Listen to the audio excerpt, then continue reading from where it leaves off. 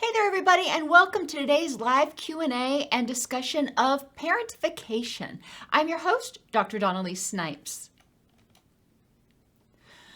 But what is parentification is probably your first question. Well, when children become responsible for the caregivers or their siblings' physical and or emotional well-being. That's something that some people call parentification. Now, this isn't a DSM diagnosis. It's just a general term that's used to help people kind of understand what someone may be going through. What we're talking about physically, if the child is responsible for making sure that the parent or sibling eats well, goes to sleep on time, gets tucked in, or is responsible for regularly providing comfort, like hugging or, helping the person feel physically comforted, then that is a violation of boundaries. The caregiver is supposed to do that for the child. The child is not supposed to have to regularly do that for the caregiver. Now, I want to emphasize this is when something happens with regularity. Every once in a while, especially in a single parent household, the caregiver may be sick with the flu and the child is bringing chicken soup or peanut butter sandwiches or whatever to the caregiver who is sick in bed. That's totally different. What we're talking about is something that is happening all the time, where the child has basically had to become the parent and the parent is acting in sort of the role of the child. Emotional parentification is when the child is responsible for identifying and responding to the emotional distress of the caregiver.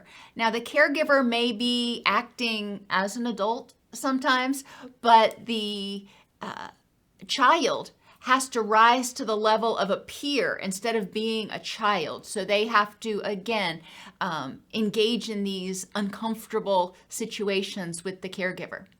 Cognitively, in a situation where the child is experiencing parentification, they may be expected to help the parent make decisions, give advice to the parent, or serve as a confidant for the parent about things that are going on either in their relationship with the other parent or at work or whatever. And you can see how this could be overwhelming for a kid to have to try to deal with. They have difficulty dealing with what they're dealing with because they're kids. They haven't developed skills and tools to deal with life, especially adult life. So when they're expected to do it for their parents, it can be extraordinarily overwhelming and extraordinarily frustrating. Environmentally, you see parentification when the child is expected, for example, to wake the parent up with regularity because the parent can't be responsible enough to get out of bed. When the child has to remind the parent or help the parent get ready to go to work, or even if the child has to start working to help pay the bills, obviously this is when the child is 14, 15, 16, because the adult is not doing it. Now, there's a difference between the adult not being able to make ends meet and the child, volunteering to go work. There's some problems there too, but it's not nearly as severe as if the caregiver is just not taking responsibility for going to work. Paying the bills or doing chores sometimes will fall to a child in a parentification situation. Relationally, a child in a parentified relationship may be expected to mediate between adults, maybe mediate between caregiver and grandparent or both caregivers. They're put in this situation where they may be having to act as adults when the adults aren't rising to that level. As I mentioned, this represents a significant and ongoing boundary violation for the child. In healthy relationships, Caregivers are expected to provide secure attachment, not the other way around. In a parentified relationship, instead of the caregiver being consistently there, responsive to the child's needs, attentive to the child, validating what's the child's thoughts and wants, encouraging and providing safety, the child is doing this for the parent. You can see how this could be terrifying for a child because they feel like, well, if I don't do this, nobody's going to take care of me, or I'm going to go into the system, or something else traumatic and drastic is going to happen. Yet I don't know how to do all of this. I'm kind of learning on the fly, and that's exhausting. They're not able to be children. They're not able to do things that the other children are doing. They're not even able to really spend a lot of time checking in with themselves because they're so focused on trying to figure out how to be a parent at 5, 7, 8, 14 years old that they don't get the opportunity to actually develop themselves. Parentification can happen when a parent or a sibling has a physical or emotional impairment such as depression, anxiety, PTSD, CPTSD, addiction, or chronic debilitating physical health conditions. What we're looking at is when parentification happens, we're dealing with a parent or a caregiver who is unable to meet the needs of the child. It's not that the caregiver is saying, I'm going to let the kid take care of me. In these situations, for one reason or another, emotional, physical, cognitive, the caregiver is just not able to do those things. So if they're going to get done, the child has to figure out how to do them on their own. And that's not fair, but it is what it is. Parentification can also happen when caregivers get divorced or one of them dies, or when one parent is away due to work or even incarceration. When there are two caregivers and one goes away, then the remaining caregiver may expect the child to rise and take that person's place. In people who get divorced, we also sometimes see where they may be living with one caregiver, and when they go to visit the other caregiver, they are parentified because that caregiver is feeling abandoned or lonely or resentful. They're, again, caught up and drowning in their own stuff that they can't meet the needs of the child. When you look at these, I want you to really consider the causes here. And we've talked in multiple other videos about adverse childhood experiences and how they represent either parental neglect, that is the parent not meeting or the caregiver not meeting the child's emotional or physical needs.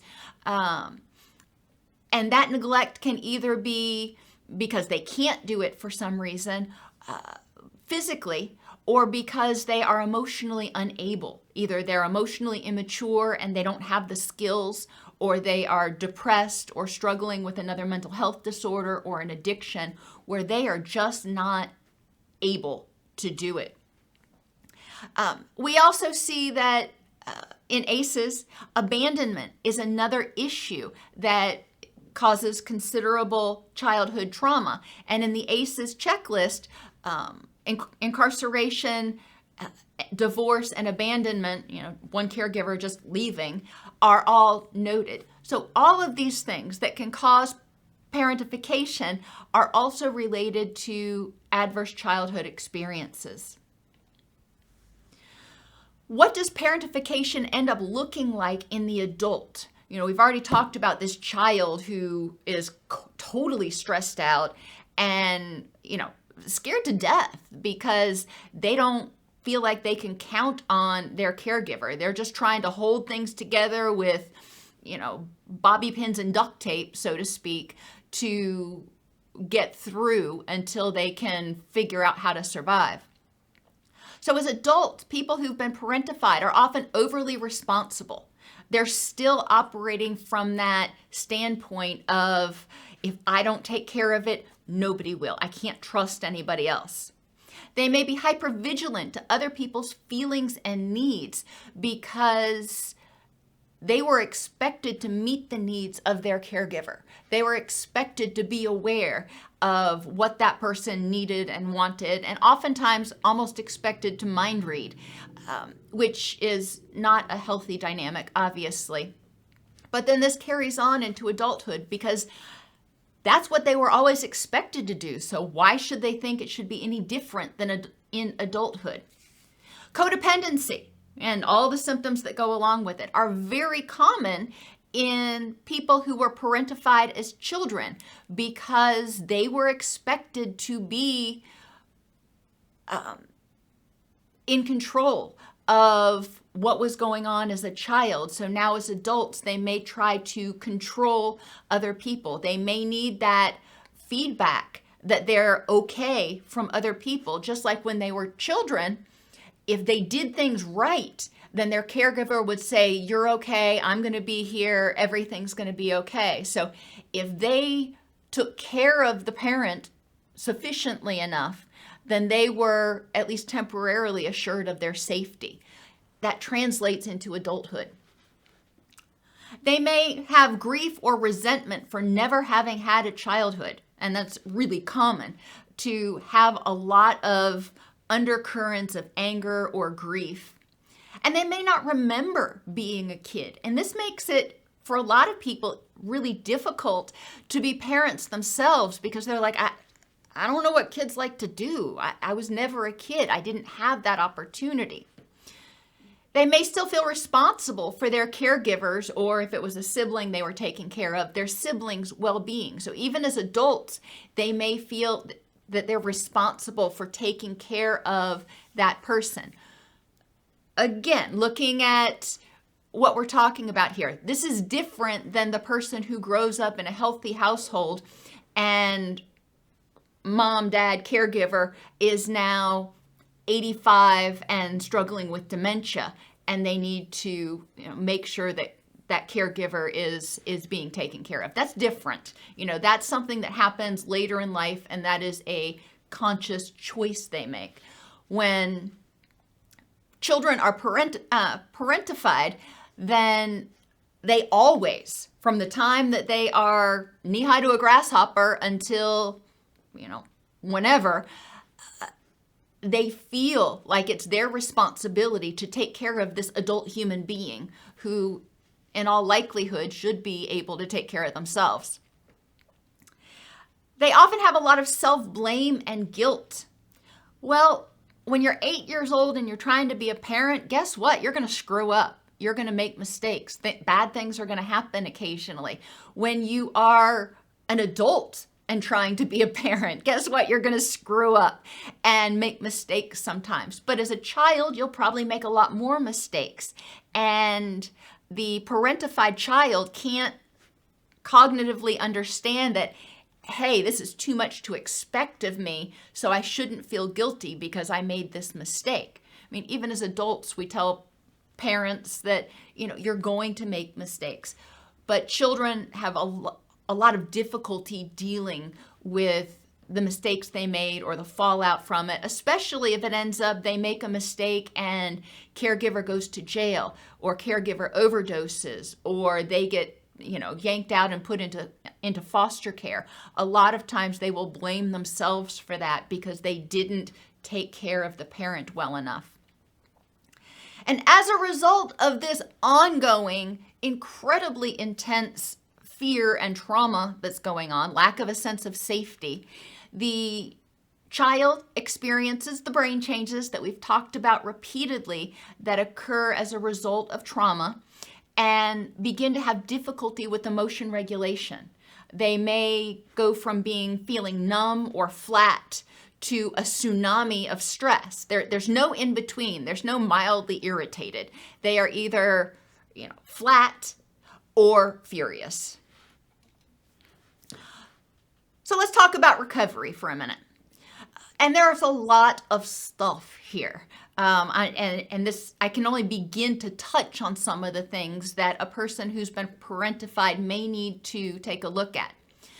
The first thing can be becoming aware of the negative impact of being parentified. Physically, how did it impact you negatively? A child who is parentified probably is not getting adequate sleep because they're spending so much time trying to do homework and the stuff that they have to do as a kid, plus being a parent.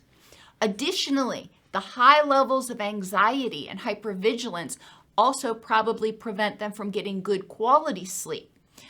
When sleep is disrupted in adults, we know it impairs the immune system and causes inflammation and depression and all kinds of stuff. When sleep is disrupted in children, not only does it do all that stuff, but it can also contribute to developmental delays and development of stress-related physical illnesses and autoimmune conditions. Affectively, people who've been parentified often have a lot of anger at the world, at the situation, at themselves, that guilt there, resentment, blame, and that undercurrent just keeps them feeling unsafe and unhappy all the time. And it detracts from, or it dims the brilliance of any happiness. Cognitively, people who are parentified often think about the world and other people and their trustworthiness differently. Relationally, being parentified probably impacted the person's ability to set healthy boundaries because they never had any. They probably didn't spend as much time with other people their own age, so they may have difficulty feeling like they can connect with anybody their own age. They may have difficulty with self-esteem. They may have difficulty with fear of abandonment, because remember, when they were a child, they were trying to keep their caregiver from disappearing, from either abandoning them or dying or something else. So in adulthood, they still carry with them this fear that if they don't do everything right, that the person that they depend on is going to disappear. So that's the first thing. Become aware of all of the different permutations or all the different ways that parentification has negatively impacted you, and then start making a plan with your treatment providers to deal with each. Explore how you're still engaging in those behavior patterns today. For example, not letting anybody help you because you don't trust them to do it. You've got to do it yourself. Not trusting people to be there for you. And difficulty letting people be responsible for themselves. You don't trust they can do it right, so you need to do it for them. So not only can they not help you, but they can't even help themselves. So you're going to step in. And there's a lot of other behaviors. Those are just a few examples. So you want to start examining what patterns did you learn in childhood that you were responsible for taking care of others that you're still using today to the extreme that it's causing you distress. I mean, there's always a continuum here. Develop mindful awareness of things in the present that trigger your caretaker self or resentment for having to be a caretaker. So things can happen now, and maybe you've decided, I am not going to do that anymore. I'm not going to be a caretaker. And then something happens and you start feeling that anger like you used to feel at your caregiver. Well, it's important to be aware of what that trigger is, because likely the person in the present has no clue that they did it, and they may not have even intended to do it. You may just be projecting on them or assuming that they are wanting the same thing your caregiver did. So being aware of the things that trigger those reactions in you is going to be really important.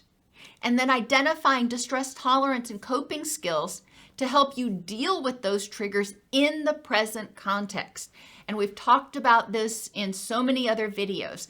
It's important when you feel a feeling, feelings are natural, anxiety, anger, depression, all of those. We don't want to get rid of them. We just don't want to let them hang around and, have a party. We want to use them as prompts to figure out what to do. So if you start feeling that anger, being mindful, checking in with yourself about what's going on, what are the facts of the situation in this present context? Is this person expecting this, or is this just reminding me of my past? And how can I deal with it? Connect with that traumatized inner child. And I do have a video on healing the wounded inner child, and I'll be doing some follow-on videos to that. But it is really important because when we experience a trauma as children, a lot of times there's a part of us, some call it an introject, a part of us that kind of gets frozen in time. And when that inner child is triggered, as adults, we may act like that child. We may act like an 8-year-old and throw a temper tantrum. There's a traumatized inner child in there that is angry that they didn't have a childhood, that is scared that they're going to be abandoned, that feels guilty for not doing everything right. So connecting with that inner child and validating their feelings and helping them grieve. And I know that sounds odd, but literally opening a dialogue with that younger self of yours, whether it's through an empty chair or writing letters or doing grief exercises. There are a lot of different ways to tap into that. Let that inner child come out and play too. It's not all doom and gloom and let's process stuff. There's a time for that. And there's also a time to say, okay, you've done a lot of hard work processing this grief. Let's do something fun. Let that inner child come out. Go get ice cream, watch cartoons, go to the park, play with your dog, whatever it is that the little child inside wants to do. I'm 50 years old and I still like to go swing on the swings sometimes. I don't know why. I just like doing it. And help that inner child feel safe.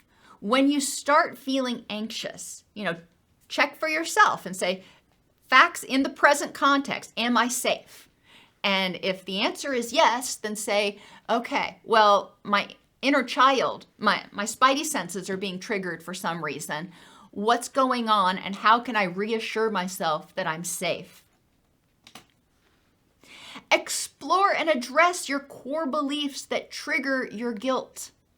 And there's probably a lot of them. What things did you learn? What shoulds do you have? Shoulds are a good indicator of grief. I should do this. I shouldn't do that. And I say address them because not all of your core beliefs that trigger your guilt are necessarily unhelpful or wrong in the present. So explore them. Write it out on paper, whatever that should is, and ask yourself, is this something that I would expect my child to do or not do? Is this a should that I would put on them? Is this a should that I would put on someone else? And if the answer is no, then you might want to start thinking, well, maybe I need to modify that guilt statement.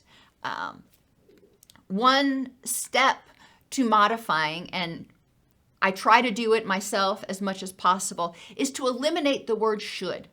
I will or I won't. I did or I didn't. Taking out the shoulds. I shouldn't have done this. Well, you did. That's just the fact of the matter. Now, what are you going to do to fix it? Or I should go to the gym. Well, that's kind of out here in La La Land. Decide. Make a decision. You will or you won't. Give yourself permission not to if you choose to. Learn how to develop secure attachments and maintain healthy boundaries. So figuring out not only how to give consistency, responsiveness, attention, validation, encouragement, and safety in a relationship. Give that to yourself. Develop a secure attachment with yourself so you're being responsive to you. give that to others. That's something that you probably already do, maybe to excess, but also learn how to expect that in return. What does that look like for you? If somebody's being consistent in your life, what does that look like? And sometimes you might have to tell them, don't expect them to know how you want them to respond. Communicate. When I feel upset, it would be helpful if fill in the blank. So start learning how to develop those healthy relationships and secure attachments. Identify and address the adult you resentments toward the caregiver. We already talked about helping the child you identify their anger and resentments and guilt and all that stuff, grieve the loss of their childhood and start to move forward. But there's also the adult you. There's the adult you that's now a parent that is looking back at things going, oh, I can't believe you did that. Or I can't believe you're still doing this. I'm an adult and you're still expecting me to take care of you. So addressing those. And define your rich and meaningful life. Even if you're a parent, you're now yourself. So you are responsible for somebody else. It can't be all about you all the time. You're not expected to always put everybody else's needs first. And in actuality, by putting your own needs out there, and there's compromise here, but by putting your own needs out there and making sure that you are engaging in self-care, you're setting an excellent model for your children that say, you are empowered to take care of yourself sometimes, because sometimes I need to recharge. Are there any questions about parentification? I saw a lot of chat. Let's see.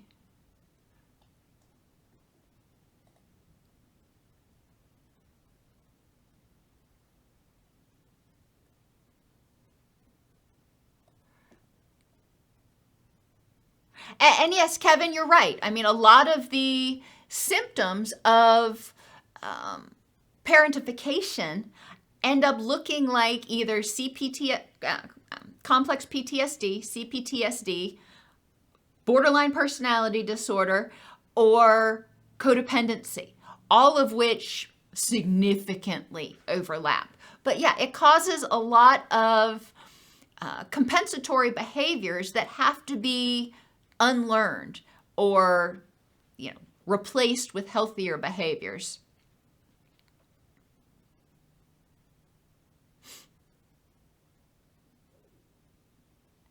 In terms of letting grief go, that is multiple hours of videos. So I don't want to make you think that I'm going to be able to, answer that in totality. The grief process, denial, anger, bargaining, depression, acceptance. For the person who's been parentified, they may have denied, or they may still be in denial, that their childhood is negatively impacting them. So getting through that denial and starting to become aware of what's going on. Anger and depression, often people will bounce back and forth between those two, because anger is that fight or flee. It's like, this isn't fair. I can't cope with this. I shouldn't have to be coping with this. There's that should word. Anger is the fight part. But then at a certain point, the person gets exhausted and feels helpless and hopeless, moves into depression. They may stay there a little bit and then get their second wind and then go back to anger. And they're like, and another thing. So going through the grief process is not super easy, no doubt. It entails becoming aware of what you're angry about and figuring out what parts of that you can control and what parts you can't, and how you're going to deal with the parts that you can't control and the parts that you can.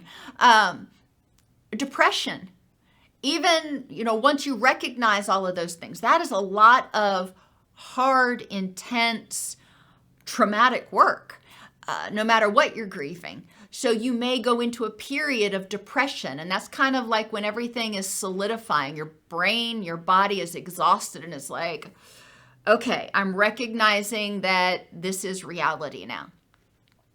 From there, moving into acceptance, that's the challenging part. Well, all of it's challenging. And I'm a visual learner, so I tend to go more or respond better to narrative type things. So writing a story, your life story, and grieving is ultimately figuring out, okay, how am I going to end this chapter and start the next chapter? Grieving is deciding to close that storyline and figure out how is that storyline, even though it's closed, it's going to influence the rest of the book. So how are you going to close it? And then how is it going to influence the character for the rest of the story? Writing letters to the caregiver and to the inner child, and having the inner child write letters to the caregiver, are all things that can be done. These letters don't get sent, but in order to get things out, sometimes once we're able to actually get things out, literally onto paper, out of our head onto paper, our amygdala, our brain says, okay, I don't need to hold on to that quite as tightly anymore. So that's generally where I start with the grief process. It can be really intense, so it's always recommended that you engage with support people, if not a counselor, if you are processing grief, especially grief surrounding childhood abuse and neglect, which can be extraordinarily triggering for people.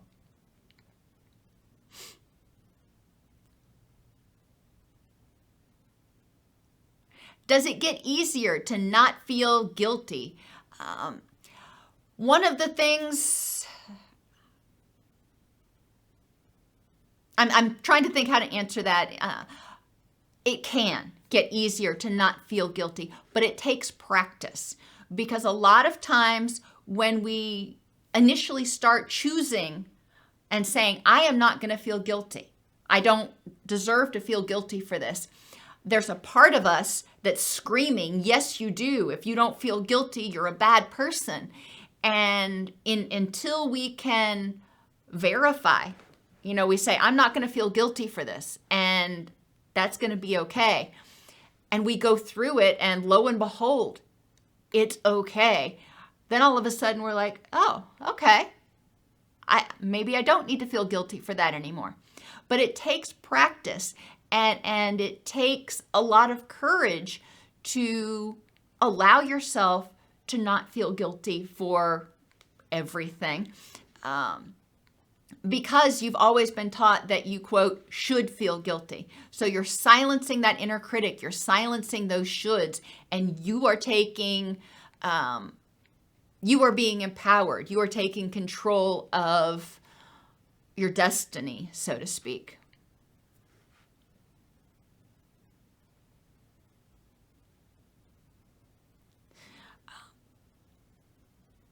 My anger and anxiety gets triggered when I hear my dad cough or sneeze. I'm aware that it doesn't make sense, but I can't control it. How do I help myself? And when we hear sounds, when we smell smells, when we see things that remind us of the past, it can trigger those memories. Grounding can be extremely helpful as an immediate action. Identifying 5 things that you see, 4 things that you hear, 3 things that you smell, getting your mind focused on the moment, recognizing where you are in the present, using a safety mantra. When you start to get triggered, having something that you tell yourself to remind yourself that you are no longer in danger. You are safe and capable and empowered in the present. Those things can be helpful as stop gaps, so to speak, when you are triggered. It's important to start dealing with and processing those things and integrating those experiences. I know I say this pretty much every video anymore. EMDR can be very helpful with working through some of the amygdala-based reactions, some of the neuropsychological reactions to triggers in the environment.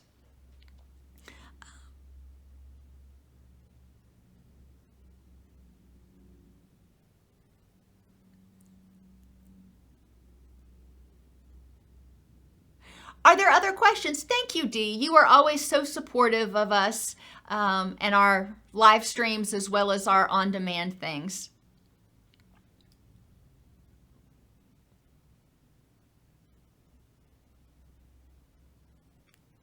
Okay, everybody. Thank you so much for being here today.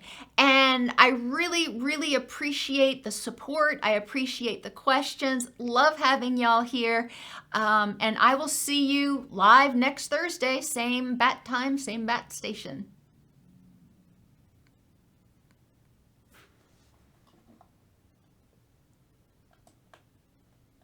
Oops.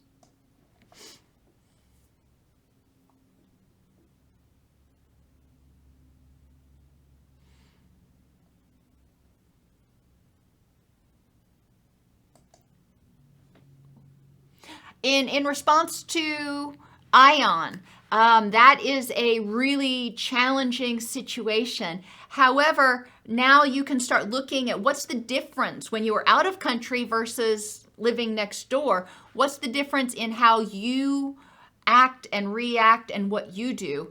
And what behaviors do you want to continue doing that you were doing when you were out of country?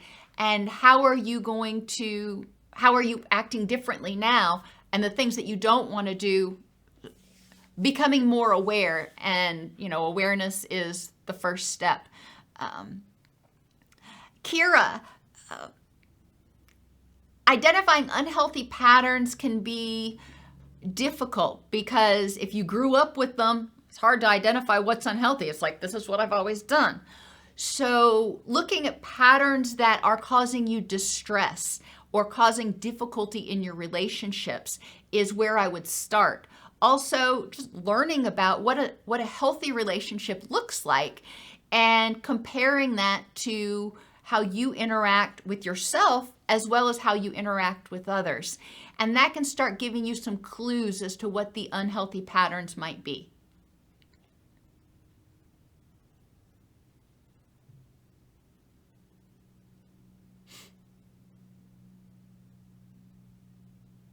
Okay, for real, I'm going to go this time. I will see you guys next Thursday.